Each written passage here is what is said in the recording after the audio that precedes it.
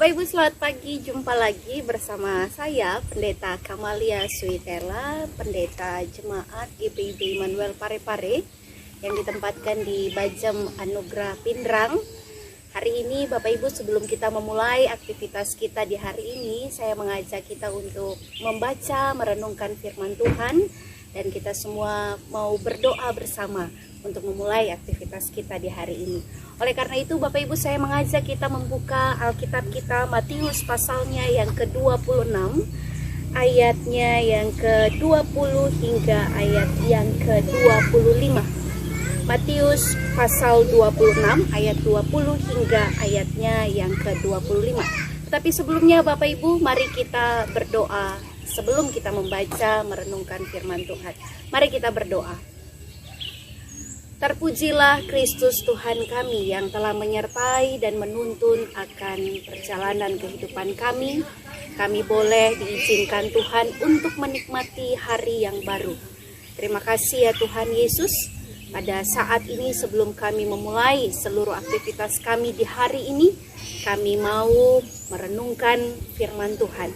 Kami hendak membaca dan merenungkannya. Sebelumnya kami memohon kepada Tuhan, berikan kami hikmat, Roh Kudus memampukan kami untuk mengerti dan memahami akan kebenaran firman Tuhan. Tuhan, bersabdalah bagi kami siap untuk mendengarkan sabda kebenaran firman-Mu. Amin. Bapak Ibu, kita membaca Matius pasal 26 ayat 20 hingga ayatnya yang ke-25. Setelah hari malam, Yesus duduk makan bersama-sama dengan ke-12 murid itu. Dan ketika mereka sedang makan, ia berkata, "Aku berkata kepadamu, sesungguhnya seorang di antara kamu akan menyerahkan aku." Dan dengan hati yang sangat sedih, berkatalah mereka seorang demi seorang kepadanya, "Bukan aku ya Tuhan." Ia menjawab, "Dia yang bersama-sama dengan aku mencelupkan tangannya ke dalam pinggan ini, dialah yang akan menyerahkan aku. Anak manusia memang akan pergi sesuai dengan yang tertulis tentang dia. Akan tetapi, celakalah orang yang olehnya anak manusia itu diserahkan. Adalah lebih baik bagi orang itu sekiranya ia tidak dilahirkan." Yudas yang hendak menyerahkan dia itu menjawab katanya, "Bukan aku ya Rabi." Kata Yesus kepadanya, "Engkau telah mengatakannya." Ya, Bapak Ibu, saudara-saudara yang diberkati oleh Tuhan, ada sebuah permainan yang ramai dan saya kira sebagian besar dari kita pernah memainkannya. Kita disuruh untuk duduk dalam sebuah lingkaran, kemudian salah satu atau salah seorang diberi benda apa saja, dan ketika diberi benda itu musik dimainkan. Orang itu harus mengalihkan benda yang ada di tangannya kepada orang yang ada di sebelahnya, begitu ya. Dan orang yang menerima benda itu harus meneruskannya kepada orang yang di sebelahnya juga. Begitu seterusnya Bapak Ibu. Dan kemudian ketika musik diberhentikan, Bapak Ibu Saudara, musik diberhentikan dengan secara tiba-tiba, dan benda yang ada di tangannya itu harus juga berhenti, dan orang yang memegang benda pada saat itu harus keluar dari lingkaran tersebut dan dia akan dihukum. Nah, di sini ramainya Bapak Ibu Saudara. Oleh karena pada saat musik berbunyi, orang yang memegang benda tersebut itu akan, yang duduk di sebelahnya itu dan orang yang di sebelahnya itu pasti akan menolaknya. Nah, Bapak Ibu, menurut saya permainan yang tadi saya sebutkan di awal bukan sekedar permainan. Permainan itu sebenarnya mau menggambarkan salah satu sifat manusia yang paling umum. Apa sifat manusia yang paling umum? Tidak ada yang mau kedapatan benda itu di tangannya pada waktu musik itu berhenti. Selalu akan mau berusaha untuk mengalihkan kesalahan dan tanggung jawab kepada orang lain. Bukan aku ya Tuhan, begitu kira-kira Bapak Ibu, melainkan dia. Itu yang dikatakan. Dan saya kira orang yang ditunjuk itu juga begitu, bukan aku, melainkan dia, dan seterusnya. Persis sama dengan permainan yang tadi disebutkan di awal. Kemudian Bapak Ibu Saudara, apabila seseorang tertangkap saya mau realitas dalam kehidupan kita sehari-hari. Apabila seseorang tertangkap basah ketika dia melakukan pencurian, mengapa kira-kira dia melakukan korupsi, Bapak Ibu? Mengapa? Kemudian ditanya, mengapa kamu korupsi?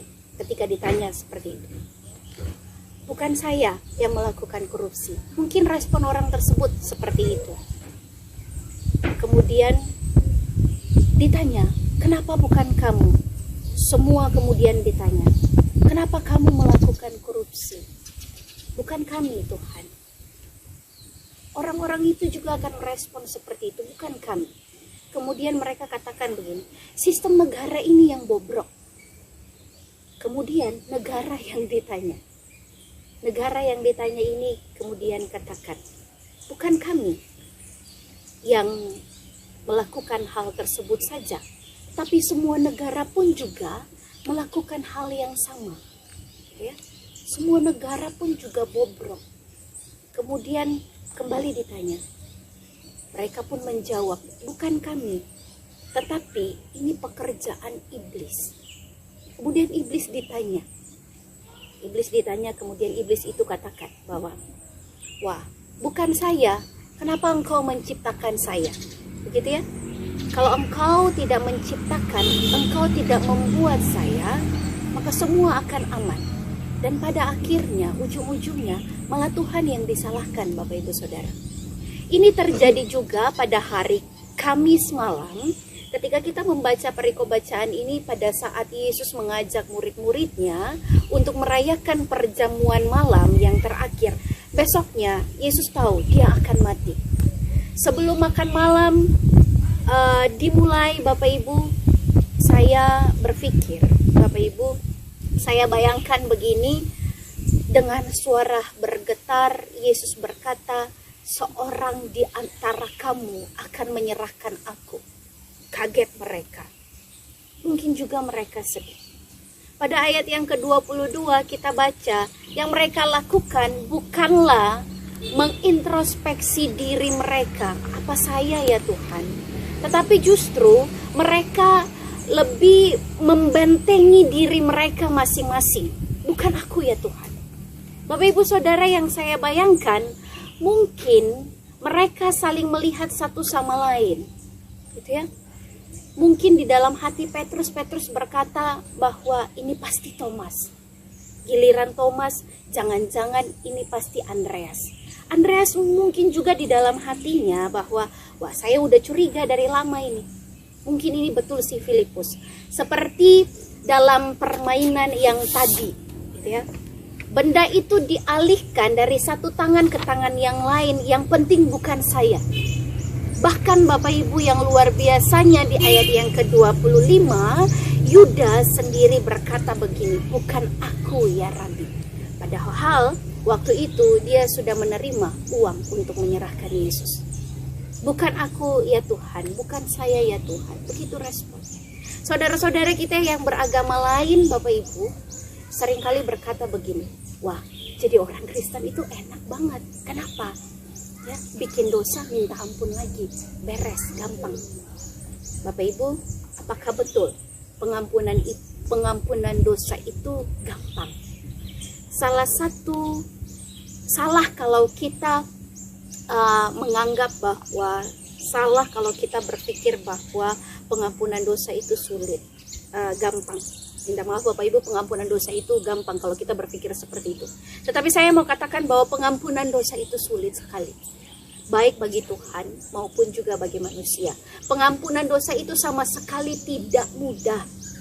Dari sudut Tuhan, mengampuni dosa manusia itu berat dan mahal dan juga sulit. Kenapa? Ini harus kita ingat. Sebab untuk itu, untuk pengampunan dosa, Tuhan harus membayar jiwa anaknya sendiri. Untuk itu Yesus yang tidak berdosa harus dijadikan dosa, gitu ya, untuk menggantikan kita, memanggul salib dan mati di Golgota. Sebab itu jangan pernah kita mengatakan bahwa pengampunan dosa itu enteng dan murah, juga mudah. Jangan pernah. Dari sudut manusia, Bapak Ibu Saudara, pengampunan dosa itu lebih sulit lagi. Mengapa? Ya karena itu tadi. Secara naluriah dan alamiah, manusia itu punya sifat dasar. Bukan saya ya Tuhan. Padahal satu syarat mutlak untuk menerima pengampunan dosa itu adalah ketika kita mau datang dengan sepenuh hati, dapat mengatakan di hadapan Tuhan, saya ya Tuhan. Bapak Ibu Saudara, dosa kita baru bisa diampuni kalau kita datang di hadapan Tuhan dengan sepenuh hati, dengan mengatakan di hadapan Tuhan, ya saya berdosa Tuhan, saya yang bersalah. Selama kita masih mengatakan bahwa bukan saya Tuhan, selama kita masih mau berusaha untuk membela diri kita, mau menyangkal, mau menyembunyikan kesalahan yang kita lakukan, Bapak Ibu, saya mau katakan bahwa pintu pengampunan itu akan tertutup, tetap tertutup. Bahkan bukan itu saja, Bapak Ibu Saudara, ini sebagai peringatan, dosa yang coba kita tutupi itu justru akan melahirkan dosa-dosa yang lain. Biasanya malah dosa yang lebih besar. Mengapa? Karena dosa hanya dapat ditutupi oleh dosa. Contohnya Bapak Ibu, ada seorang yang melakukan kesalahan, kemudian dia berusaha untuk menutupinya dengan berusaha untuk berbohong. Kemudian ini dosa yang lain lahir lagi. Ternyata ada yang melihat dia melakukan kesalahan itu. Lalu dia memberikan suap kepada orang itu. Nah, kemudian Bapak Ibu, orang yang disuap ini dia tidak mau tutup mulut. Ya, dia tidak mau diam saja. Kemudian dia berusaha untuk melakukan segala cara. Akhirnya Bapak Ibu, dia terpaksa membunuh orang tersebut. Dosa yang lebih besar lahir lagi, gitu ya. Kemudian dia berusaha untuk menutupi perbuatan yang sudah dia lakukan. Begitu seterusnya Bapak Ibu. Kalau kita tidak mengatakan bukan aku, kalau kita mengatakan bukan aku ya Tuhan, dosa-dosa yang lain akan lebih besar lagi muncul dan kita melakukan dosa tersebut. Maka Bapak Ibu, kita diingatkan melalui firman Tuhan saat ini, satu-satunya jalan bagi pengampunan dosa adalah kita mengakuinya, tapi mengakuinya dengan penuh kesungguhan, mengakuinya dengan tulus di hadapan Tuhan, tidak sekedar sudah kepepet lalu kita berkata, ya deh saya mengaku salah. Bukan cuman begitu Bapak Ibu. Pengakuan yang sungguh-sungguh itu harus lahir dari kesadaran yang sungguh-sungguh. Ya memang saya yang bersalah. Dan kesadaran yang sungguh itu akan melahirkan penyesalan yang sungguh juga. Ketika kita datang kepada Tuhan dengan penyesalan, itu berarti Bapak Ibu Saudara, kita harus datang dengan sikap yang siap menerima hukuman apa saja yang dari Tuhan. Karena memang kita pantas dihukum karena berbagai macam kesalahan, dosa yang kita lakukan. Ini penting Bapak Ibu Saudara, karena kenapa? Seringkali kita tidak sadar ketika kita berdoa, terkadang kita berdoa meminta pengampunan, tapi nadanya seperti menuntut. Tuhan nih, saya sudah mengaku, sekarang Engkau mengampuni saya. Bukan seperti itu Bapak Ibu Saudara. Yang harus kita lakukan adalah, Bapak Ibu kita ingat di Lukas pasal 15 ayat 18 dan 19, dikatakan bahwa kisah anak yang hilang itu, dia berkata, aku sudah berdosa terhadap surga dan terhadap Bapa. Aku tidak layak disebut sebagai anak Bapa. Jadikanlah aku sebagai seorang upahan Bapa. Bapak Ibu Saudara, apakah sudah aman? Karena pintu pengampunan itu telah terbuka. Saya kira belum Bapak Ibu. Pengampunan itu saya ibaratkan seperti cek mundur. Bapak Ibu tahu cek mundur, cek itu sudah ada di tangan kita, tetapi kita belum bisa mencairkan uangnya. Kenapa? Dan pertanyaannya, kapan kita bisa mencairkan, menguangkan cek tersebut? yaitu ketika kita mau menyatakan penyesalan kita yang sungguh. Ketika kita mau menyatakan tekad kita dengan sungguh di hadapan Tuhan. Oleh karena itu, Bapak Ibu Saudara, yang saya mau katakan juga adalah ketika kita mengupayakan dengan sungguh-sungguh untuk hidup baru di hadapan Tuhan, ketika kita mau untuk berubah, ketika kita mau untuk tidak mengulangi lagi kesalahan yang lama, ketika kita mau untuk hidup lebih baik dan semakin baik lagi. Kalau kita berpikir Bapak Ibu, menyesal kemudian diampuni, menyesal diampuni lagi, lalu kita jadi keenakan, ini tidak akan mengubah hidup kita. Cukup menyesal saja nanti. Saya ingatkan Bapak Ibu, cek itu kita tidak akan bisa uangkan. Itu akan bisa saja dibatalkan. Bapak Ibu Saudara, untuk memulai aktivitas kita di pagi hari ini, dan untuk beberapa hari lagi kita ada di minggu, kita ada di pekan suci, beberapa hari lagi kita akan memperingati kematian Kristus, dan di dalamnya kita akan melaksanakan sakramen perjamuan kudus. Oleh karena itu Bapak Ibu Saudara, mari kita persiapkan diri kita, pandanglah salib Kristus itu dengan sebuah pengakuan, dengan sebuah penyesalan yang sungguh, dan dengan sebuah pertobatan yang sungguh-sungguh di hadapan Tuhan. Saya mau menjadi pribadi, saya mau menjadi seseorang yang mau hidup baru, yang tidak mau melakukan kesalahan, yang mau berubah, yang tidak mau mengulangi kesalahan yang lama. Saya mau hidup lebih baik lagi dan semakin baik lagi. Kiranya Bapak Ibu Saudara hari ini memulai aktivitas kita mau berkomitmen di hadapan Tuhan. Kita mau menyatakan kesungguhan kita di hadapan Tuhan. Sehingga berkat, sukacita, dan damai sejahtera itu akan senantiasa kita peroleh dalam kehidupan kita hari lepas hari. Tuhan memberkati kita semua Bapak Ibu Saudara. Amin. Bapak Ibu yang diberkati oleh Tuhan, mari kita satu dalam doa. Mari kita berdoa. Terpujilah Kristus Tuhan kami, yang senantiasa menyatakan kasih dan kesetiaan-Mu dalam kehidupan kami. Mungkin Tuhan mendapati kami terkadang tidak setia. Kami melakukan berbagai macam kesalahan di hadapan Tuhan. Pada pagi hari ini, memulai seluruh aktivitas kami. Kami bersyukur, kami diingatkan. Kami bersyukur, kami boleh dikuatkan oleh firman Tuhan. Dalam kehidupan beriman kami, kiranya kami memohon kepada Tuhan, mampukanlah kami untuk melakukan apa yang Tuhan kehendaki dalam kehidupan beriman kami.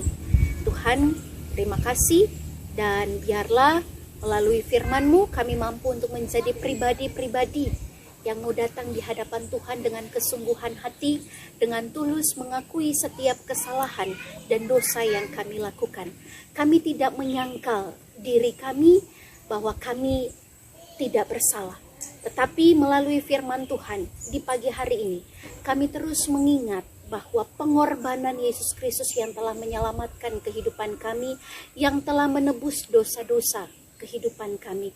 Oleh karena itu ya Tuhan Allah, mampukanlah kami Tuhan untuk kami mengakui bahwa ini kami Tuhan, bahwa kami bersalah di hadapan Tuhan. Dengan tulus kami mau menyatakan bahwa kami mau hidup baru, kami mau melakukan apa yang Tuhan kehendaki, sehingga berkat dan juga sukacita, damai sejahtera itu pun kami peroleh dalam kehidupan kami. Kami mampu untuk mempermuliakan nama Tuhan melalui kehidupan kami, lewat sikap hidup, tindakan, dan tutur laku kami. Terima kasih ya Tuhan Allah. Kami berdoa untuk seluruh umat Tuhan yang ada di mana-mana. Kiranya semua orang yang mendengar firman Tuhan melalui media Morning Call saat ini, kami memohon kepada Tuhan memulai seluruh aktivitas kami. Kiranya Tuhan menjaga, Tuhan melindungi, Tuhan memberkati, Tuhan menguatkan, dan memampukan kami untuk melakukan setiap tugas dan tanggung jawab kami, kerja kami, usaha dan juga pelayanan kami. Terima kasih Tuhan. Ini doa kami, ini syukur kami dan permohonan kami sebelum kami memulai akan seluruh aktivitas, tugas dan tanggung jawab serta peran kami masing-masing. Terpujilah Kristus Tuhan kami. Amin. Bapak Ibu, terima kasih. Demikian firman Tuhan melalui morning call kita di pagi hari ini. Selamat beraktivitas untuk kita semua. Shalom.